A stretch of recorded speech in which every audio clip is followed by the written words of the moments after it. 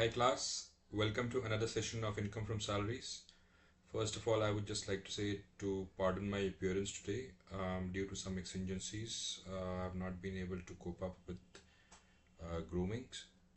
Um, Today we are going to do sweat equity shares. चलिए साहब शुरू करते हैं स्वेट इक्विटी शेयर्स के बारे में. स्वेट इक्विटी शेयर्स क्या होते हैं?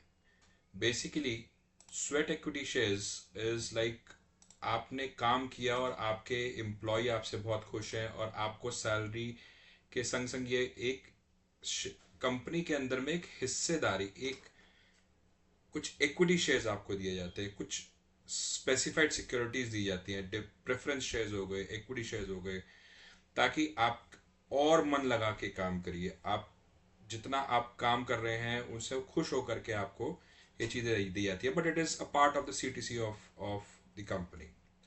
तो साहब वो परक्विजिट्स जो होते हैं वो किस तरीके से परक्विजिट्स होते हैं ये हम सीखेंगे.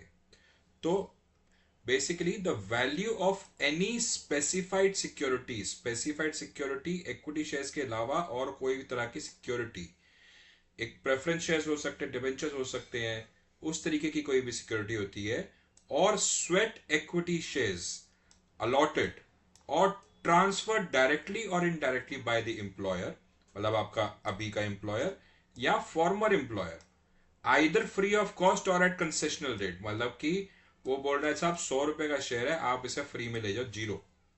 या 100 रुपए का शेयर है, आप उसे 50 रुपए के अंदर में आप खरीद लो, मैं आपकी 50 रुपए के अंदर में आपको ये शेयर दे दूंगा. तो एट फ्री ऑफ कॉस्ट और at concessional rate to the SSC, section 17(2)(6) के तहत ये आता है. The value is the fair market value, FMB, fair market value उस डेट को जो आपने एक्सरसाइज किया option for the sweat equity shares, जब आपके पास ट्रांसफर हो गए स्वेट इक्विटी शेयर्स, तो उस डेट को when the option is exercised, the fair market value of that equity shares is your perquisite. मतलब आपके 100 रुपए अगर फेयर मार्केट वैल्यू था और आपने 50 रुपए का लिया तो आपको, सॉरी 60 रुपए का लिया तो आपको 40 रुपए आपको परक्विजिट हो गया. मोटा मोटा मैं आपको ये समझा रहा हूँ, ठीक है साहब. अब इसके अंदर में कंडीशंस क्या है इन शेयर्स के बारे में या स्पेसिफाइड सिक्योरिटीज के बारे में? कंडीशंस क्या है? Securities of or shares involved are specified securities or shares as defined under section 2H of the SCRA, Securities Contract Regulation Act 1956. यानी कि इसके तहत जो शेयर्स और स्पेसिफाइड सिक्योरिटीज आते हैं वो ये होने चाहिए. The specified securities or sweat equity shares are allotted or transferred on or after 1st April 2009. इसके पहले क्या था साहब? एक फ्रिंज बेनिफिट टैक्स करके एक टैक्स हुआ करता था. अगर उससे पहले हुआ तो ये उस केस में फॉल हो जाता था जिसके ऊपर में कंपनीज को टैक्स देना पड़ता था. स्पेसिफाइड सिक्योरिटीज और sweat equity shares are allotted by the employer और फॉर्मर एम्प्लॉयर. मतलब या तो एम्प्लॉयर अलॉट कर दे या फॉर्मर एम्प्लॉयर अलॉट कर दे. अगर आप बाजार से खरीद रहे हैं कंसेशनल रेट पे तो वो नहीं. अगर आपका एम्प्लॉयर, करंट एम्प्लॉयर या फॉर्मर एम्प्लॉयर आपको दे तो वो स्वेट इक्विटी शेयर्स माने जाएंगे, स्पेसिफाइड सिक्योरिटीज के परक्विजिट्स के अंडर में माने जाएंगे. स्पेसिफाइड सिक्योरिटीज और स्वेट इक्विटी शेयर्स में be transferred to the employee और फॉर्मर एम्प्लॉय डायरेक्टली और इनडायरेक्टली. डायरेक्टली और इनडायरेक्टली यानी कि आपको डायरेक्टली भी शेयर्स दिए जा सकते हैं और through any other intermediate resources भी आपको दिए जा सकते हैं. अब आइए साहब सब रूल 8 ऑफ रूल 3 समझते हैं. वैल्यूएशन कैसे करते हैं? इसके 3 पोर्शंस हैं. 3 पोर्शंस कैसे? The fair market value of sweat equity shares is determined as below. कैसे? अगर शेयर रिकॉग्नाइज्ड स्टॉक एक्सचेंज पे लिस्टेड है तो इसके अंदर में shares are listed in single recognised stock exchange, यानी कि बीएससी में रिकॉग्नाइज्ड है या एनएससी के अंदर में वो शेयर्स हैं, या shares are listed in more than one stock exchange, यानी कि बीएससी में भी है और एनएससी के अंदर में भी है, या फिर it is no trading in the recognised stock exchange. यहां पे ट्रेडिंग चल रही है साहब इसके अंदर में, एक सिंगल रिकॉग्नाइज्ड स्टॉक एक्सचेंज में ट्रेडिंग चल रही है, अगर more than one stock exchange में ट्रेडिंग चल रही है, या ट्रेडिंग ही नहीं हो रही है किसी भी रिकॉग्नाइज्ड स्टॉक एक्सचेंज में, तो क्या होता है साहब? पहले केस में समझते हैं। Shares listed on single recognised stock exchange, that is the average of opening price plus closing price of the share on the date of the said stock exchange. तो साहब opening plus closing divided by 2, net ये average है, ठीक है, on the date of on the set date. और इसके अंदर में अगर मोर देन वन एक्सचेंज है, एवरेज रेट वही ओपनिंग प्लस क्लोजिंग, यही वाला चीज, opening plus closing price of the shares on the date of the said stock exchange in which highest volume of trading is done. So supposingly मेरा एक BSC है और एक NSE है। इसके अंदर में मेरे 10,000 शेयर्स ट्रेड हुए, मतलब खरीद बेच हुई। इसमें साहब 12,000 शेयर्स ट्रेड हुए NSE के ऊपर में। तो मैं जो इस स्टॉक एक्सचेंज का ओपनिंग एंड क्लोजिंग प्राइस है वो मान करके अपने शेयर्स का फेयर मार्केट वैल्यू निकालूंगा। अगर ट्रेडिंग नहीं चल रही है साहब, तो क्या होता है?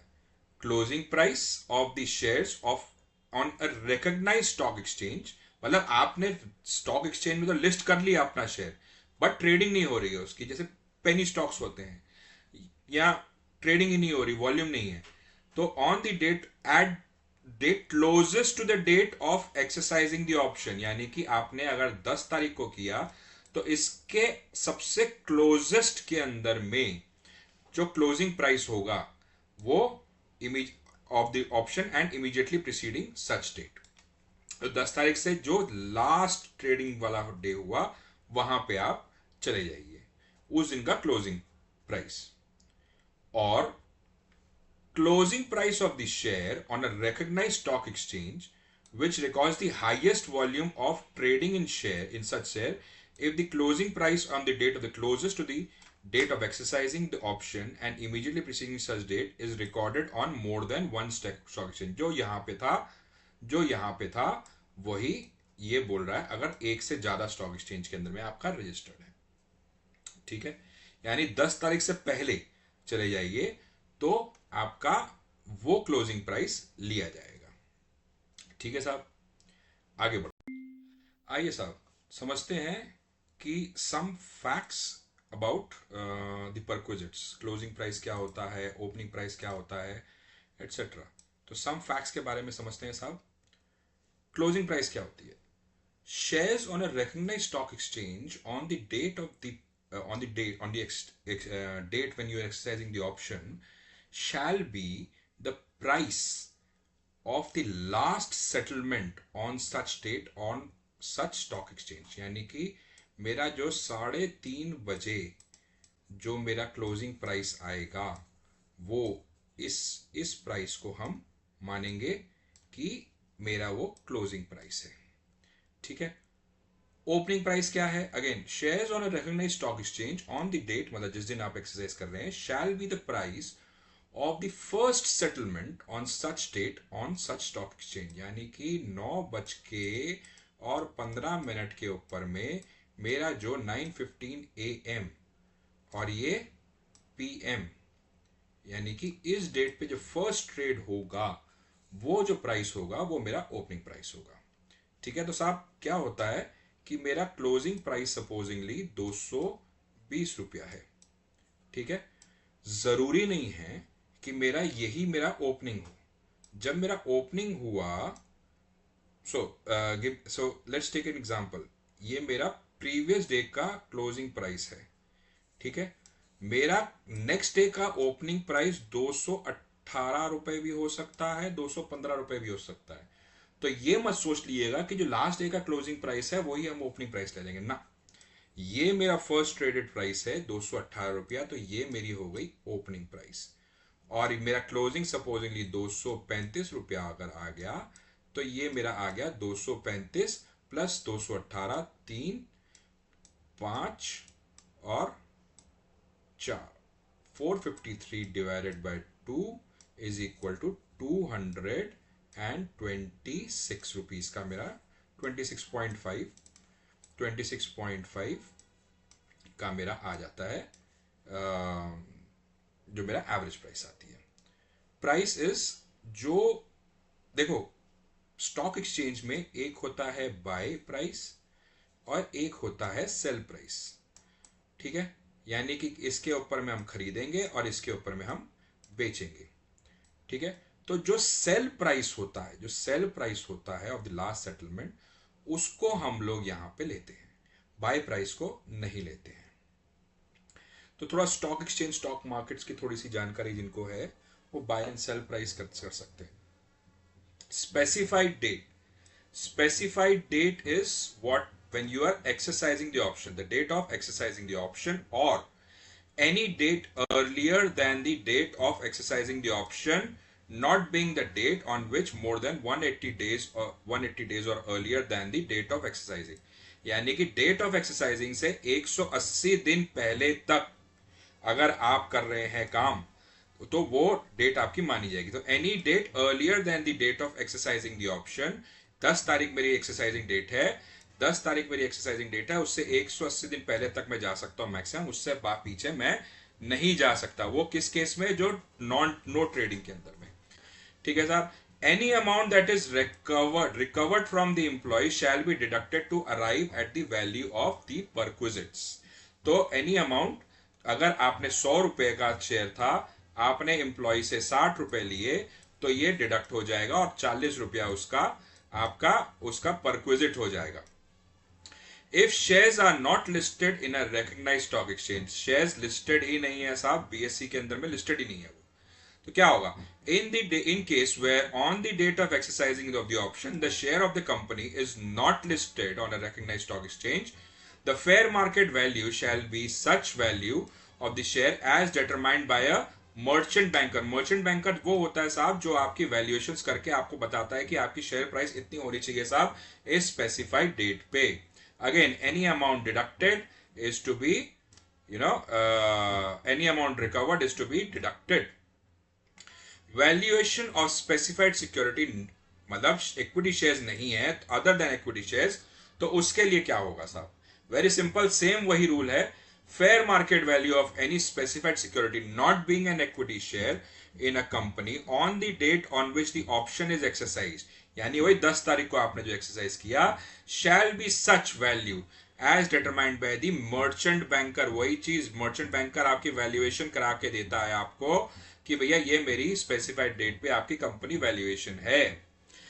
Tax on perquisites of specified security or sweat equity shares is required to be paid in the year of exercising the option, यानी TDS कट जाता है साहब उसके अंदर में, in the year of exercising the option.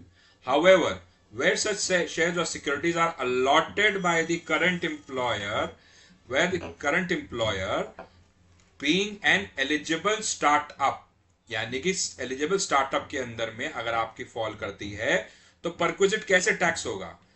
After the expiry of 48 months from the end of the relevant assessment year, यानी 2023-24 में आपको मिला तो 48 महीने 2 साल के बाद जो असेसमेंट ईयर आएगा उसके अंदर में हो सकता है। In which sale of such security or shares made by the assessee, आपने सेल कर दिया शेयर्स का इस स्पेसिफाइड सिक्योरिटी का, या in which the assessee ceases to be an employee of the employer, यानी जिस साल आप एम्प्लॉय नहीं रहते उस साल। किस केस में? एलिजिबल स्टार्टअप के केस में साहब। ये जो वर्ड है आपका एलिजिबल स्टार्टअप, इसे याद रखिएगा।